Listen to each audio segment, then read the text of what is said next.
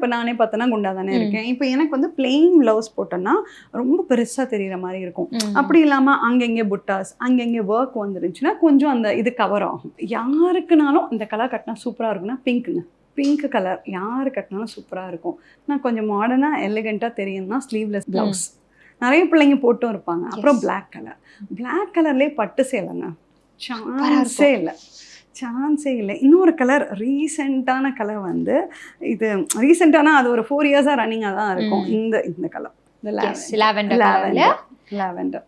முன்னாடிலாம் நம்ம பட்டு சேலைன்னு சொல்லும்போது இந்த மாதிரி கலரே இருக்காதுல்ல, மெரூனு டார்க் இந்த மாதிரி பர்பிள். இப்போ இதுவுமே வந்து society sari, light weight, no border, single colour. இதில் பாருங்க மயில் வந்து ஸ்டேஜ் மேலே ஏறி நிற்குது. எஸ், அதுவும் கோல்டன் கலர் சில்வர் கலர். இப்போ இந்த சேலை கட்டி நீங்கள் டைமண்ட்ஸ் பேர் பண்ணிங்கன்னா எப்படி இருக்கும்? நல்லாயிருக்கும். அது இந்த சேலையும் வந்து நம்மள மாதிரி ஒரு ப்ரௌன் ஸ்கின்க்கு வந்து நல்லாயிருக்கும். ஜென்ரல் டிசைன்ஸ் இந்த மாதிரி டிசைன்ஸ் போடக்கூடாது அப்படின்லாம் அது டஸ்கி ஸ்கின் இல்லை, ஒல்லியா இருக்கிறவங்களுக்கு இல்லைன்னா கொஞ்சம் ப்ளஸ் சைஸ்ல இருக்கிறவங்களுக்கு இப்படி இந்த மாதிரி டிசைன் போட நல்லா இருக்கும்னு. கொஞ்சம் ப்ளஸ் சைஸா இருக்கிறவங்க இப்போ நானே பார்த்தேன்னா குண்டா தானே இருக்கேன். இப்போ எனக்கு வந்து பிளெயின் ப்ளவுஸ் போட்டோன்னா ரொம்ப பெருசாக தெரிகிற மாதிரி இருக்கும்.